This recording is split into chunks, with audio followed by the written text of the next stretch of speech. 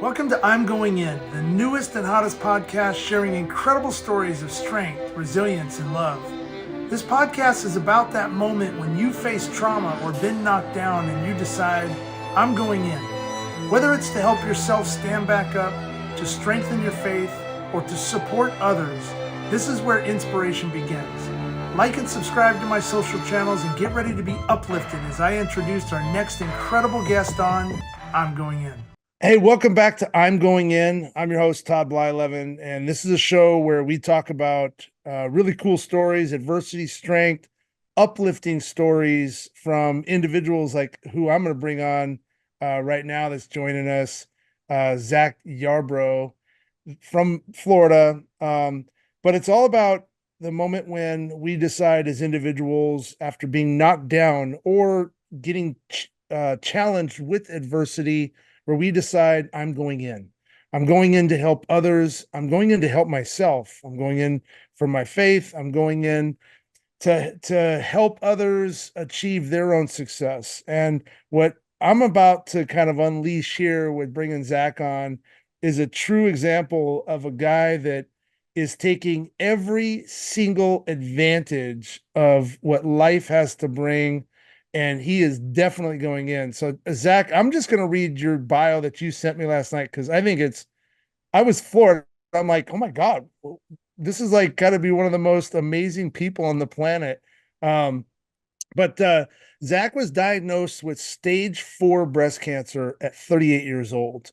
Um, you've got a couple daughters. You were an All-American water polo player and a swimmer in high school. You ultimately decided to play college football, and you were a 3-year starter at the University of Virginia from 2000 2004. Your dad was one of the original Gatorade guys that basically Gatorade tested on when they were developing Gatorade. So I'm sure they were monitoring his pee a lot and trying to figure out his hydration. But what a cool story that is. And you can catch it on 30/30. But he ended up playing with the Detroit Lions. Your mom grew up. I thought this was really interesting. She was on the Dean Martin show for many years, which is pretty awesome. But here's where it really gets interesting. Once you decided at your moment that you were going in for yourself, you have had some incredible life adventures with, I mean, going like moose, bear, giant halibut fishing in Alaska, fishing. I mean, just the hunting stuff, skiing in Colorado, on a 12,000 foot mountain. I'm not even sure like where you have gone and what you're doing. And then you sent me something where you danced in the Super Bowl with New Kids on the Block, and and then you're in a snowmobile in Colorado and just crazy stuff. So Zac, welcome to I'm Going In. I can't wait to share the story, brother. Todd, man, I appreciate it. Thanks for having me. Just it's all about going in life, as you say, taking advantage of every single day. And just appreciate you having me on here and looking forward to, sharing my story. Yeah, let's talk about that. So, obviously collegiate athlete, I can relate to that. Playing sports and growing up with a dad that was a sports figure in your life. I mean, I can relate to that as well. My dad played for 23 years, and growing up in that probably tough mentality of life, no blood, no foul, get up, ignore your pain, don't really maybe talk about your inner thoughts, your inner feelings, right? And you're a football guy. I mean, first you're a water polo guy. I don't think people realize how tough water polo really is. Yeah, Um, I was fortunate to grow up, an athlete, just kind of playing all sports, like you said. And, yeah, I think that was a big thing in, just developing personal character and, kind of accountability and, structure in life. And, yeah, you have the opportunity to play alongside a lot of different people, meet a lot of different people through life. And, was just very fortunate, with my career. yeah. So you go to Virginia. Would you that transition of life? Probably things are moving forward and everything. And then talk about uh the cancer part. I mean, this is a hot topic, in terms of most of the time when you think about breast cancer, um, you think women, right? Right. You don't think about men. Like I don't think about myself ever getting breast cancer. I mean, how did that come about? What were the symptoms? And what were you feeling when the doctor told you, "Hey, man, you got breast cancer"? Yeah, it was kind of crazy all the way around.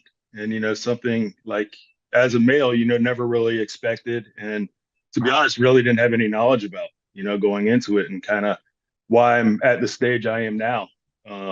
Just from not doing early detection and, staying on top of it. So it was about 5 years ago, actually, this month. I was swimming in the pool with my Wow. daughters and I just happened to feel my left nipple and there was a little knot under there. And again, not knowing anything about male breast cancer or, just assumed it was a little cyst or something like that. And, with my busy lifestyle and schedule, I do a lot of traveling for tournaments and just, exploring the world, living life. Mm. And 4 months go by and I was keeping an eye on it, but kind of really not monitoring it. And then it rapidly grew to the size of a golf ball. Wow. And once it hit that stage, and I could tell my chest looked totally different. I knew I had to go in and get it checked. And I knew something wasn't right, but I had no thought about male breast cancer at all. I've never even heard of it before. And so I went into my normal practitioner doctor and had him take a look at it, and I could kind of see a concern in his eyes immediately.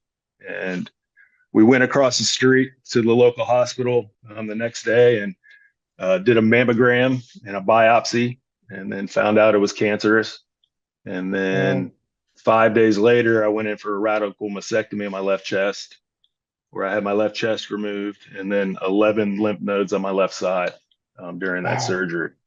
So it was kind of a whirlwind, um, and it all happened very quickly once I was diagnosed.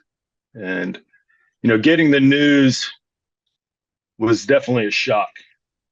It was kind of one of those times where you sit back and kind of wonder, kind of why me in this situation? Yeah. You know, what, you know, what, what's my life going to be like going forward?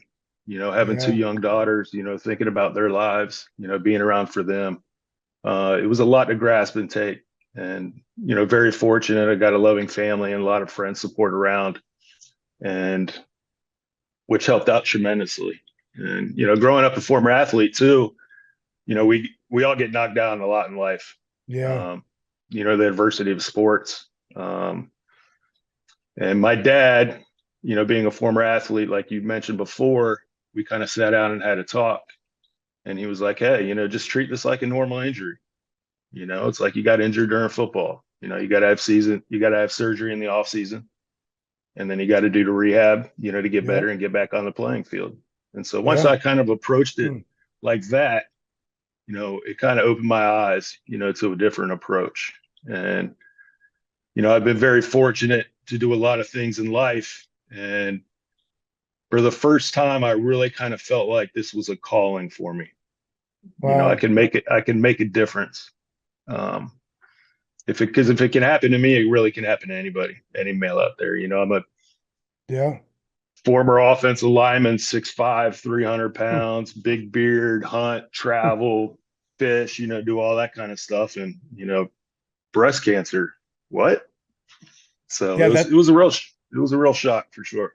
I think that's the biggest like shocking part to this. When we were introduced through a mutual friend of ours, Devin Smeltzer, that is a left-handed pitcher, in Major League Baseball, and he is a cancer survivor at 9 years old, going through his story. And I had him on the show here and listening to him talk about that experience of going through that. Uh, the moment you find out, the shocking piece. I mean, he was a normal kid, right? Playing Yeah. baseball. And all of a sudden, he's got cancer, and then he's looking up to icons coming in and trying to pump him up. And your dad was that I love that message of treat this like it's just a normal injury. Try not to get too big into your mind, right? Right. As we do as an athlete, you try to just stay focused on the task at hand to get yourself back out on the field. And you were just trying to get yourself back out in life. But the stakes were a lot higher here. Like all of a sudden you get diagnosed, and with this whirlwind, you're going through surgery and having body parts removed, and um, your family and everything else. At what point did you ever experience kind of, talk about like trauma, right? And adversity that people deal with, whether it's a combat vet going through, post-combat fears, sitting in the hospital bed if they were injured or wounded, to the moment I had of silence, where after my experience in Las Vegas, and everything was so chaotic and all this crap just happened, there was a moment of silence where I got really scared in my life. And it sounds like that's kind of like maybe what you went through when that Allah moment happened, when you were really thinking about life itself. Can you explain kind of that moment of when that happened to you? Whether it was sitting in the hospital bed or wherever that was, and then talk more about the moment when you decided, you know what, let's go. I'm going in. I'm just going to freaking do this. And let's go from there. Yeah, man, you just gave me chills thinking about it. It's Yeah, it awesome. was. Oh yeah.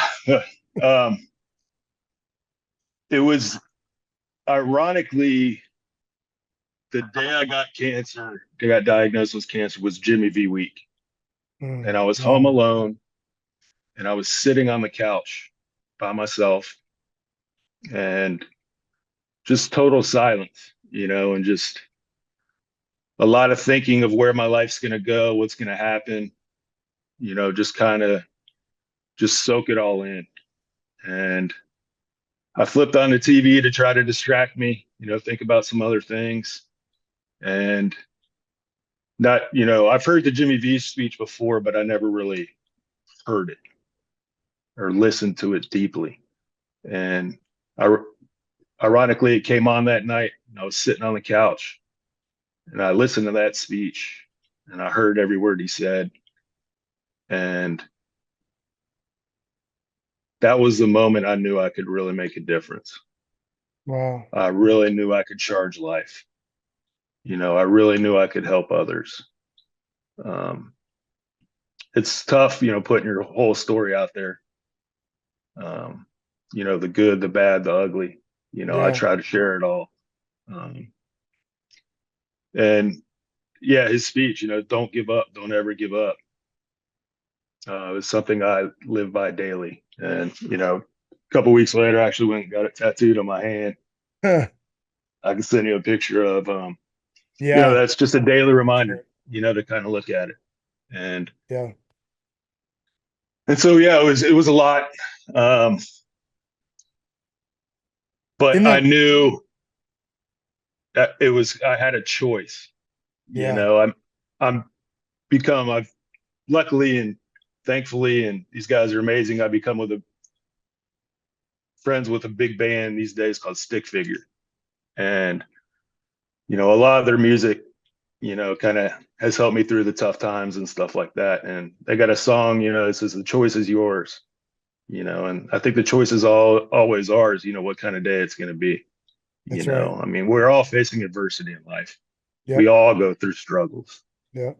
I mean, one way or another, we're all going to be affected by cancer, whether it's Mhm. yourself, a family member, a friend, Yeah. we're all going to be affected.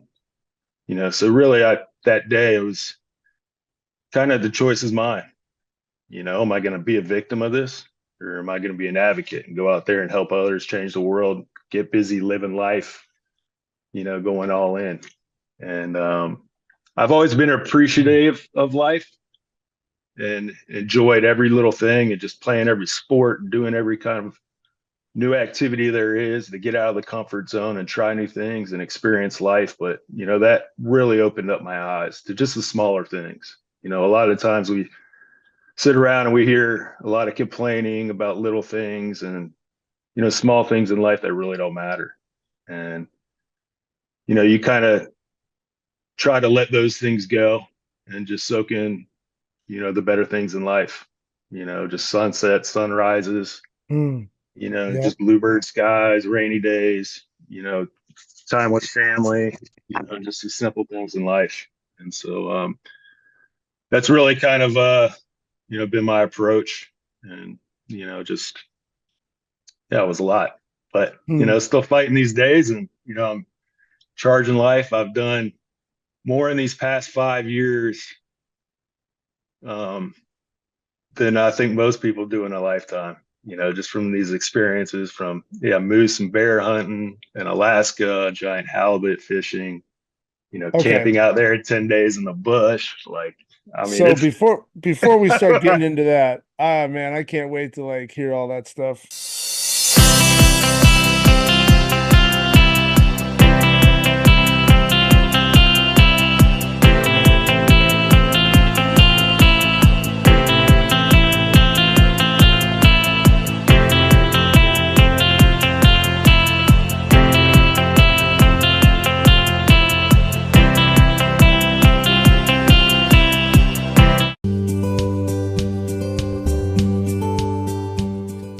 Um, because I want to know the mentality that you have when you're hunting a bear. But the it sounds like, I mean, just taking a step back, you had that moment of silence and you disrupted it yourself.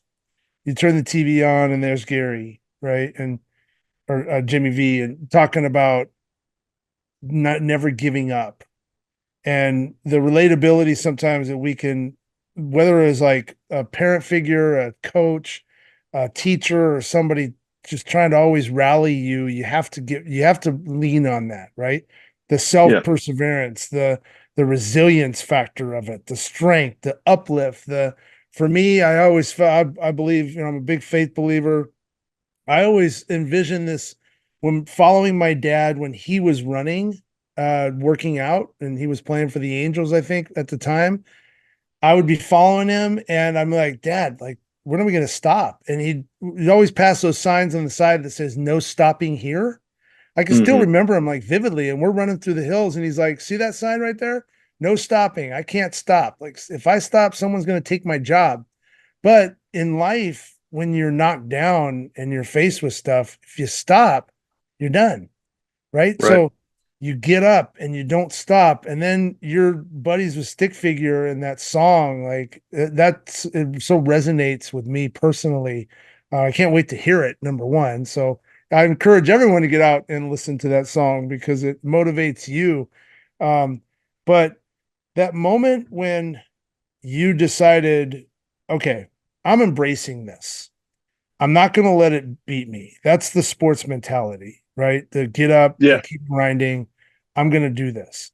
At some point, did you have friends that were there for you that came in and lifted you up as well? I mean, obviously, I don't think anyone can really ever do this by themselves, right?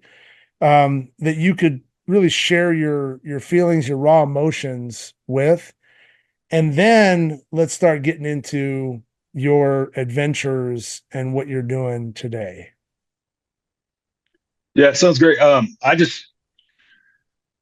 didn't want to be a burden to anybody, Yeah. just when you get diagnosed, you didn't want, I never wanted to be that guy, kind of, and my hardest part was really the unknown, kind of those 4 months before I was diagnosed, kind of knew something was going on, but really didn't Yeah. want to address it and didn't know what I was facing.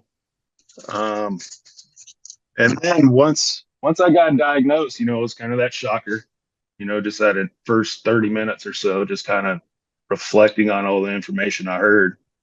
And then the sports mentality kicked in, like you said, I was like, all right, now I know what I'm up against, what I'm competing against, who I'm fighting against, let's go, Yeah. and approached it from that day. And sorry, my earpieces keep falling out. All right. Um, and yeah, I mean, I had to have that attitude. I mean, I've been doing chemo now for 5 years straight, which is crazy. I do it every 21 days. I've Every lost all my 21 hair. days. Yeah, I'm still doing it now every 21 days. So I got chemo this upcoming Wednesday, um, Wow. for another session, but then I'm flying out Friday, going out to Colorado skiing. Unbelievable. so, Man. so I mean, it's Yeah. and the hard part is, you walk into those treatment centers and everybody is by themselves. It's a quiet, kind of alone place. You can't have family members and friends come in there. And, I've had a lot of people ask if they wanted me to. And it's just one of those things, people shouldn't see if they don't have to, Yeah. and it's kind of that place where, you can kind of collaborate and talk, with other people going through their battles and kind of lean on each other, offering support, giving them support and getting that back from them. And, again, just very fortunate with, my family and friends coming out the gate. I was never embarrassed about being diagnosed with breast cancer. Yeah. Um, being a guy and stuff is just, it's an anomaly. Yeah. Being a guy diagnosed in his 30s is 1 in 100,000. The Wow. percentages are going up these days. So the more awareness, and that's kind of why I wanted to share my story and gone public with it, and kind of my attitude, um, just getting out, getting, just get out there, get busy living, So I'm appreciate every hearing, single day. I'm hearing like, number one, I mean, it's you tried to almost kind of will that feeling away. Like, there's nothing going on here. I'm fine. I mean, we do it all the time, whether Right. it's I know with my shoulder or whatever that is, nah, I'll be fine. It's going to take care of itself. Almost like you're thinking you got these little micro people inside your body fixing whatever is going to be gone because you're Superman, right? Right. You're invincible. You're fine. And then all of a sudden now you're not. And so the constant struggle of lifting yourself up daily, the support you've had, which is so important. And I preach that message to everybody that when you have somebody that's knocked down in your life, to at least be there somehow, some way, whether it's a text, hey man, how you doing? What's going on? Talk to me. How are you feeling? Let's go grab a coffee. Whatever. Even if you're thousands of miles away, just that text sometimes can just know you just know, hey man, I'm not alone in this. I've got an army of people that are supporting me. I'm going to fight this to the end.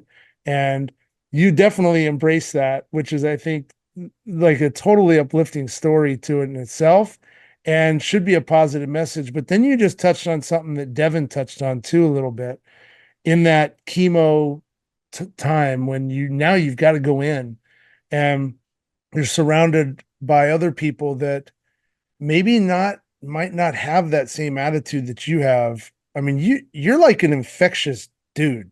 So I'm sure people when they're looking at you coming in, they're like, okay, good. Like I've got some fight. Like, look at this guy. Do Yeah. you get that sense at all that you're uplifting people in that moment you're getting chemo and stuff too? Yeah. It's hard.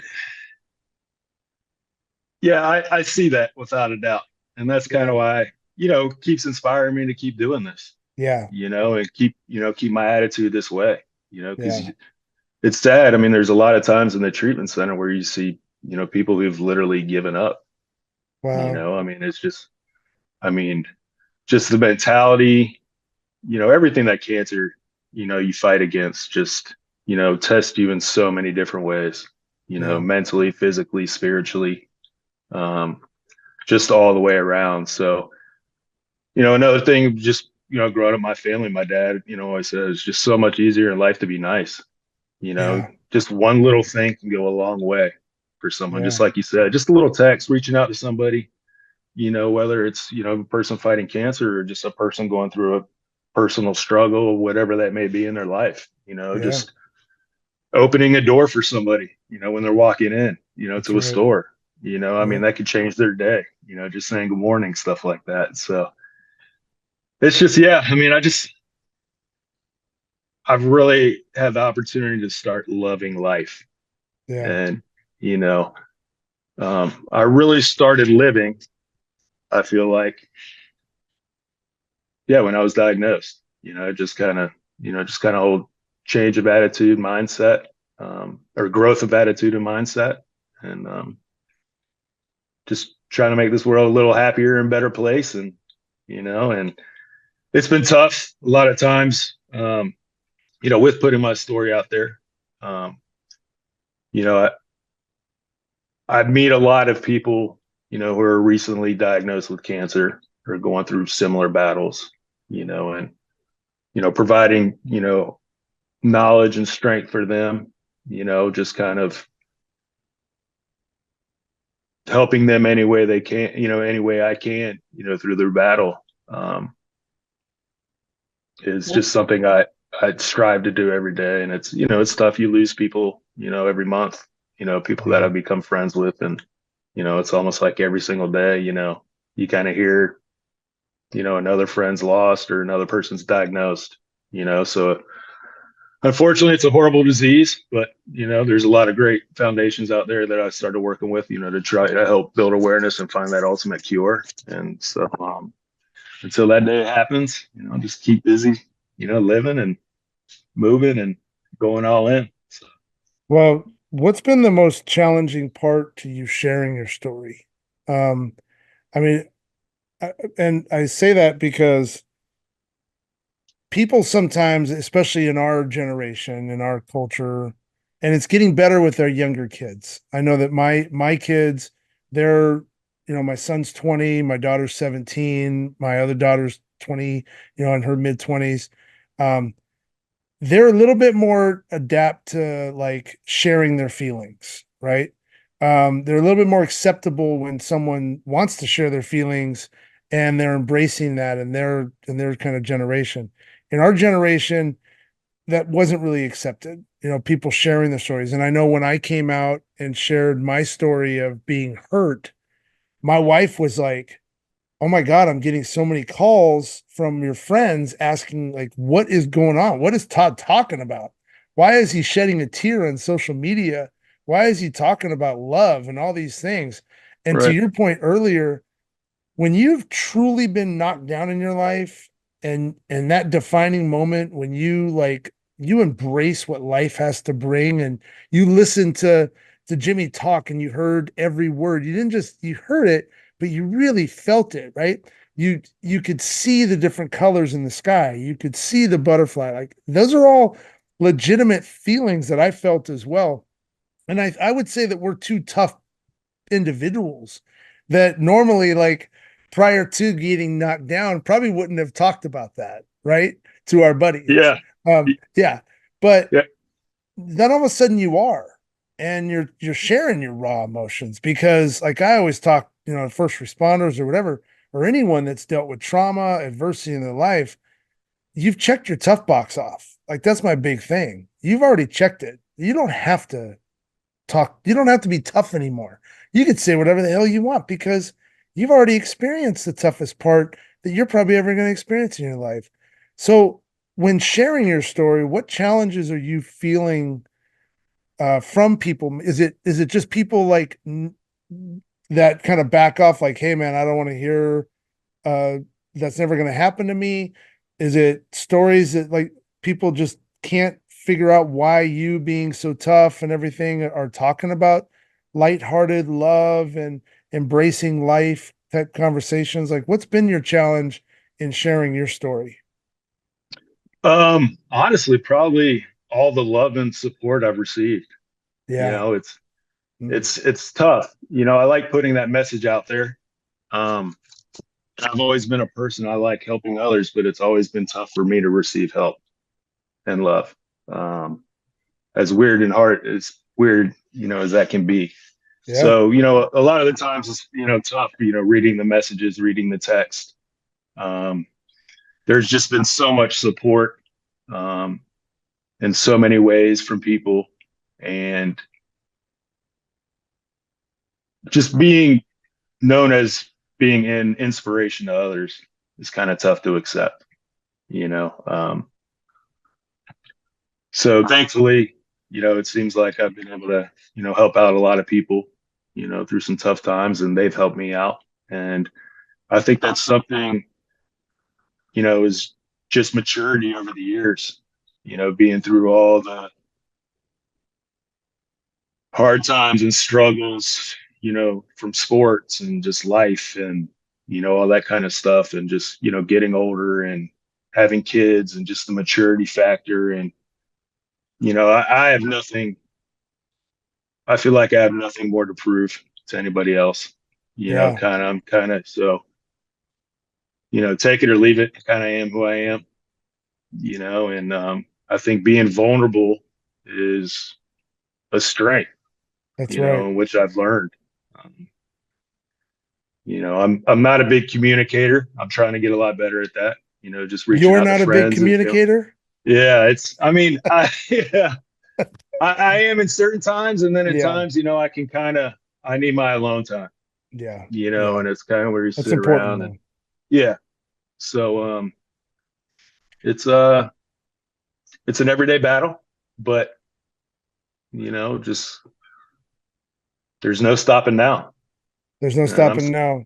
no, You've touched on this a couple times, man. Like just the storytelling of it. And we talk about I hear stories all the time and we talk about when you share your story, somebody is absorbing what you're throwing down. And maybe it's not 100% relatable, but maybe there's something that you talked about in that moment that is going to become their survival guide. That or maybe it's just the first chapter or the first sentence of their survival guide on how that starts. Maybe it's you've touched on something that helps them break their silence and stand back up for themselves and learn how to walk tall, right? And right, get that mentality of no stopping because like Devin mentioned in his story, and I thought this was really cool. Like when he was and for the listeners and people, I mean, Devin was diagnosed with cancer at 9 years old. And so he was a little baseball athlete. So they had baseball players coming in, like all the big leaguers. A lot of times, like my dad, probably your dad, would go into hospital wards and things like that as yeah, a professional athlete. And you go visit with mostly the children's wards that are like with sick children and whatnot. And so Devin would have these athletes coming in, and he would look up to them, but he thought that was so cool, but his true heroes, the people that he truly like wanted to be were the survivors, right? The people that just made it. And he grabbed onto those stories. And like you're saying, you're just trying to share your story of survival and how you've been uplifted and your mentality on life and how you kicked its ass and everything else. And you're continuing to do that. And your mindset of no stopping here, like that's inspirational. That's motivational, right? To anybody that's been knocked down and no matter what your experience in life, because that's the mentality you have to have. You have to have that warrior mentality. Whether you're a warrior or not on the outside, you got to let that thing on the inside just roar and yell and scream and lift you up some way, somehow to get you out of that and clear your mind to where you can appreciate where you are today, regardless of whatever outcome it is. Right. And right, you've been touching on that. And it's every person that I've spoken to that's been knocked down, whether it was like Dave Sanderson that was on a plane on the Miracle of Hudson. He was one of the last guys to get out of the plane. When the plane crashed, he's jumping over the seat and he's helping people behind him unbuckle and get out of the plane. And he's sitting 36-degree water for like 11 minutes. And it took his body like 5 minutes to thaw and all these crazy stuff, right? it's But he kept fighting. Like they didn't stop. And when you stop and you're telling stories of like you're seeing some of the sadness of people giving up, they need to listen to you. They need to absorb that outward kind of strength that I think you and others have just been gifted to be able to provide. And it's really inspirational, man. I mean, you have a bigger purpose in this life than just going bear hunting, which now I want to talk about, by the way. I want to give you a moment. But yeah, I think it's what I keep hearing is disrupt the silence. Don't stop. Love where you're at, right? Um, but so cool. So, all right. I want to hear a couple stories like bear hunting. Oh Why? man. What? Okay, it's a bear, and I've seen this stuff like sometimes the TikTok or whatever. You'll see people on trails, and bears will be like following them and stuff, and I'm like, get the hell out of there! But you're actually going after a bear. So talk about some of these stories you've been on because you're like the most adventurous person I think I've met. So, Oh man, I've been fortunate over, the past, you know, 5, 6 years to do a lot of just awesome things in life. And that attributed to all the amazing people, that I've met in life and supported me, and a lot of these people, their family or friends or I've met through cancer or fishing or something, and just been fortunate to have a lot of opportunities, to do a lot of cool things, over the past couple of years. So, yeah, I've been out to Alaska twice over the past couple of years. Did a 10-day bush trip, basically, where we fly out on a little float plane. They drop you off in the middle of nowhere. You got your satellite phone, 40 pounds of equipment for the entire week, including all your food and stuff. And 10 days out, yeah, in the bush, setting up camp. We got a good moose one year, and then got a nice black bear another year. Saw some wow, good grizzlies. Um, yeah, went out, caught a 145-pound halibut. Uh, which is the size of a barn door. 145-pound halibut. What'd you catch it with? Oh, it was on a salmon belly. So just, on the bottom and about 200 feet of water. I got it all on video, which is pretty cool. I need to start sharing a little more of that, but Yeah. yeah, it was one hell of a fight and just a great experience. And actually, my buddy Captain Scott out there, who invited me to come out, lost his father many years ago to cancer, and so Wow. that's kind of how we connected through the fishing industry. And he gave me the opportunity to come out there, and we've been friends ever since. So That's so just a great cool. experience. And yeah, I'm one of those people. If I get an opportunity to do something in life, I want to do it. There's always an Yeah. excuse not to do something.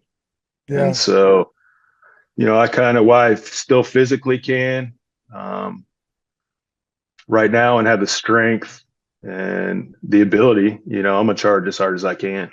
And Yeah. so, been fortunate. Been doing a lot of fishing trips, tournaments. Just got back from Costa Rica a couple weeks ago from a billfish tournament. I actually this year Wow. we were fishing the White Marlin Open, which is the Super Bowl of sport fishing. We were all in across the board, which means we had the max bet in there, so our potential payout was huge. So it's a 5-day fishing tournament. You fish 3 days. Going into the last day, nobody's weighed a marlin yet. So the potential for us catching the winning marlin would pay out around $8.5 million, maybe closer to 9.5. Holy And so, cow. right. And so Wow. we're on the boat that morning, lines are in. About 15 minutes into the fishing day, my buddy looks at me, the owner of the boat, Brent St. James, old high school quarterback of mine, said, "Hey, man, if we catch the big fish, I want you in the fighting chair today."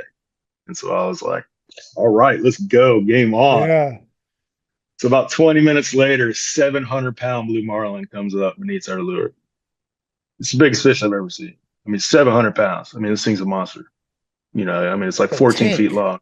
Holy Just cow. comes out looking like a submarine. Eats the lure. I hop in the fighting chair, fight it for 2 hours. We get it right to the back of the boat where we're about to put the big hooks in it, to bring it in. And you got a main line and then you have a leader. And you got 30 feet of leader, which the mates are allowed to touch. And so what they do is they put a big wrap on that leader to bring the fish in, but they can't touch the other line. So that line's going right there in and out where the mate can touch it. He can barely get his fingers on it. And he just needs about 6 more inches to take a wrap, and that thing was over. And then this happens for about 15 minutes. And then all of a sudden the main line just breaks Ah. right at the boat. Oh. And it comes back and kisses me in the face. Oh. it would have been the richest fish ever caught on the planet right there.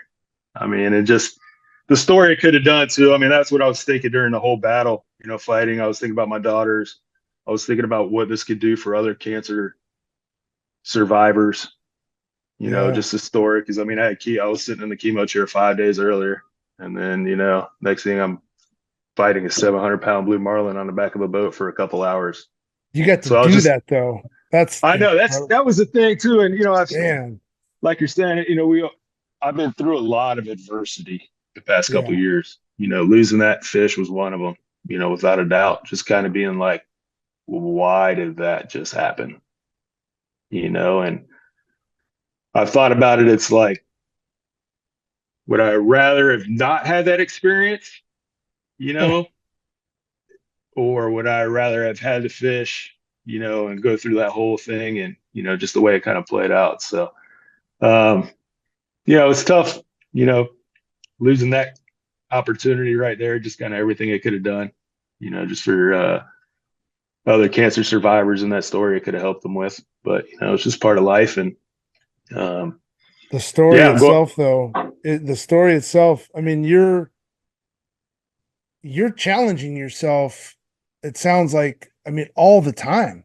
You're just going out and you're defying the odds. You're going out, you get dropped off in the bush for 10 days.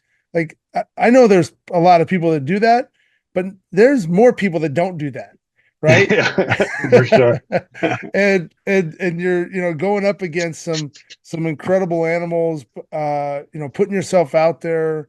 You're going out in the deep blue sea and you're catching these amazing fish. And I mean, just that story in itself, you're in the chair, you're fighting this 700-pound beast, that the halibut, the size of a barn door in Alaska. Like, you're fighting that, you're constantly fighting and fighting, and you're coming out with that smile on your face, man. And it's just awesome. It really is cool to kind of relate how you're approaching these adversities and times you've been knocked down. You're going in all the time. That's what you're definitely doing.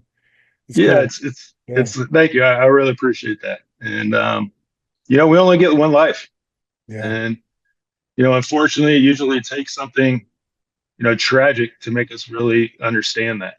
Yeah. And I'm trying to help people understand that before something tragic happens, you know, like Yeah. what happened to me, you know, to get out Yeah. there and, you know, start chasing your dreams now, you know, Yeah. get busy living, you know, and nature is a big healing for me as well, you know, Yeah. whether it's, you know, just sitting out in the woods watching the sunrise, or, you know, sunrise out on the water, you know, just that whole experience, you know, with your friends, you know, being out there and, you know, just trying something new.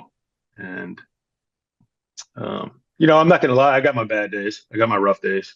You Yeah. know, the chemo knocks you down. You know, I Yeah. got it every 21 days. So usually it's day 3 through 7 or 8 after that where I really kind of feel the effects. And then I got about 10 good days in there. And then, you know, you're back on that cycle again, you know, Yeah. but it is what it is. And, you know, just got to keep going. And Yeah. You just keep going. I think about, you know, it's funny. There's a story, you brought something up. I went fishing on the Atlantic, off the coast of Florida. I think we were in like West Palm Beach. I was scouting at the time with the Rockies, I believe, and doing pro coverage out there. And John Cedarberg, which is the Florida State scouter, he was. I don't know if he's still scouting or not, but he had a couple friends, right, that are going to take us out on this boat, and we're going to go deep sea fishing way off the coast. Well, I'm like, okay, cool. I mean, I've only fished like deep sea on the Pacific off the coast of California, and it's like a 30-man, 40-man boat, and you right. go out around Catalina or something. Oh, yeah. And it's a ton of fun, and you're around like 30, 40 guys in this thing. Well, this thing had like four of us, and it was the size of my truck, right? This boat. And I'm like, okay, where's the rest of the boat? Number one. And what are we doing? What if we catch a fish? Like, there's nowhere to put this fish on this boat. But we go out, it was dark. We go so far out where we can't even see land anymore. I can't see lights. So I'm like, okay, this is kind of freaky. And finally, like, they know where they're going. So I don't even know. We're like 10 miles out or however far we're out. Get to this buoy and they're getting all the little fish so we can go bigger fishing. So we go out even further. The first line we drop in, all of a sudden now there's all these sharks swimming around the boat. And it's two kids, mind you. Now John's buddy couldn't make it, so he sent his son and his son's friend. So I have like two 17-year-old kids manning this little dingy boat, and John and I are big dudes like you. And I'm like, John, you just stay on one side and I'll stay on the other because his boat's like rocking, right? And here we are, we're like, we got sharks in the water, and these kids are like, oh, that sucks. And John, he's like you, he's a big fisherman, and well, yeah, I don't know if he's like you, but he's definitely, he knows his fish. And so he's like, oh, we need to go because you can't pull up a fish, the sharks will get it Yeah. and all this stuff. And I'm like, I'm not really caring about the fish right now, John. I'm caring about, like, what happens if this boat sinks? What if I slip and I fall in the water and I'm going to get eaten alive? And so now I take that story though with a different mentality of it. Like, I want to go out and go fishing again because experiencing the trauma that I went through and now seeing life in a whole different perspective, that moment of challenge and adversity there, yes, it's very dangerous, but it's nothing like what I went through. And I'm wondering what my outlook on that moment would have been like if I had experienced and been knocked down prior to going out on that boat. You Right. know what I mean? And it Yeah. sounds like these all these things that you're doing right now, you've already experienced that end life peace, that moment of silence that broke you for that instant, and you've already been able to rise. You've already been able to like lift yourself up, and then say, okay, let's go. I'm going forward. And so all these things that you're challenging yourself with now, they're like, let's go. I'm just, it's another adventure. Like, what else can I put in my back pocket? And I think it's just really inspirational. I was just thinking about that story as you were talking about your fish, because I wonder what I would be like now going out on that and embracing that moment of just being out in that silence in the water and experiencing that. Like, I'd like to almost redo that. Yeah. Um, yeah, it's pretty cool.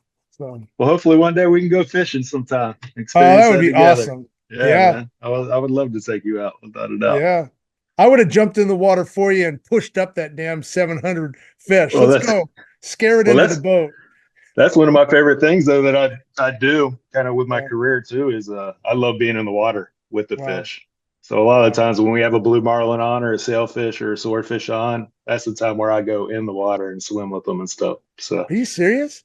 yeah, I do a Wow. lot. I like the underwater photography, and that's kind of one of my peaceful places too.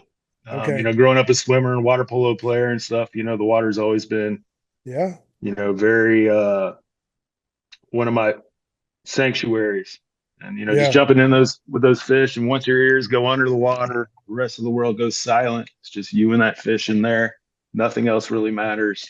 Amazing. Just those kind of experiences. So Yeah. I'm just trying to help others, chase their dreams, whatever they may be. Just stay positive. Um, I mean, we all get knocked down Yeah. many times in life, Yeah. and as we get older, it doesn't seem like it gets any easier, without a doubt. So, and How do people find you? How do people what's your outreach on or your inreach? I mean, in terms of like people hearing your story more, want you to come out and talk with them. Do you have an outlet, an outsource right now, like an outlet that people can come, a website or yeah, anything right now? I share a lot of mine on Facebook and Instagram, So follow you on and then social. on social medias, yeah, is the best way. Okay. And it's Zac Yarbrough Outdoors, ZACYarbrough Outdoors, and on Facebook and Instagram, and it's just I like to post my daily stories, kind of what I'm Yeah. doing, where I'm traveling, what's going on, the good things, the bad things, when I'm sitting in that chemo chair, Yeah. Fighting. And then, yeah, so that's I'm thinking about getting into the YouTube, and these past 5 years, I've really documented my whole experience, Yeah. from the day one getting diagnosed to the surgeries, to the radiation, to the chemotherapies, to the amazing trips I've been on, Alaska, Colorado, Costa Rica, Mexico. I mean, all over the place. So Adventures with just, Zac. yeah, I mean, it's time to get busy living, That's life is what it good. is, right? Life Yeah. is good. So, I Life is mean, good. there's always tough, rough, hard days and stuff, but as long as we're here, I truly believe there really are no bad days. Um, Wow.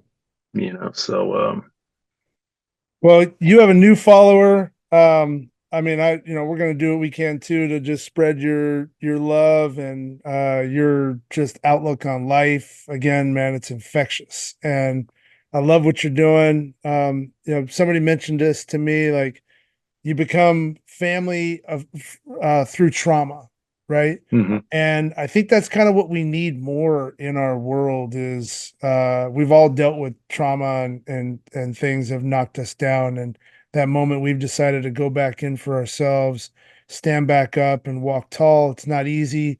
It comes with a lot of support like you had. It comes with a positive outlook on life like you have. It's the strength that you have. It's the challenge and just wanting to persevere every single day and the resilience factor of it, right? And to take a step back and to be truly happy with yourself and to no matter where you're at, no matter what's going on and the noise and everything else around you, you have to be happy inside. yeah, And once you do that, once you find that inner peace, like you're talking about the once you go under that water and everything mhm, goes silent and it's you and the fish, it's you and life, it's you and your kids, it's you and your whatever that is that you're with, you've made it. You've made it. And now it's just how do you replicate that every day and keep right. fighting. So we will follow you on social. Can't wait to like shake your hand one day. And I would love to go fishing with you or wherever you're going. I would love to like get in there and maybe, I don't know, try to go pet a wolf or something one day or Hey, yeah, I'm down for anything new, without a doubt, 100%. yeah, And yeah, no, I appreciate cool. everything you're doing, and the positive energy you're bringing and sharing, and the outlook Thanks. on life. I think that's huge, and we need more of that in life. More people like you. Um, just sharing our stories. That's right. And it's okay to be vulnerable. That's It's right. we're not all perfect. Mm-mm. It's a lot of that. Too, with social media these days, everybody's trying to be this perfect life and all that kind of stuff, and it's just when you really sit back and realize that we're not, and we're all going to be faced with tough times and rough days and adversity, and it's just if we can be there together and support each other in those situations, I mean, this world will be a better place. That's right. Amen to that. Yes, sir. So, Zac, thank you for being on. I'm going in. Man, just keep doing what you're doing. You're an inspiration. Keep walking tall for yourself and keep hunting those fish. You're gonna catch that marlin one day. I know. I'm And like, man, that had to happen for some sort of reason, without yeah, a doubt. But it was well, the it's a day I'll never story. forget. So, It's a yeah, story. Thank you, sir. I appreciate you being on the Todd, show. thank you very much, man. I appreciate you. Thank you. I'm Going In would like to thank our sponsors, Ace Branding and Ferret Flush. Ferret Flush is a laugh-a-lot, easy-to-play, family-friendly card game for creatures who like to dig a little deeper. Players explore interplay between thoughts, feelings, and actions, and if you're looking for a great family-friendly game to just play with your kids or just adults or neighbors, this game was developed by a family friend of ours, and it's really, really fun. So I encourage you to get out, go purchase Ferret Flush, and have a great time. And Ace Branding is a PR firm that's helping thought leaders, entrepreneurs, businesses, podcasters like myself and more just enhance their presence online and helping them succeed. So thank you to Ace Branding, and thank you, Ferret Flush. Appreciate it. We're going in.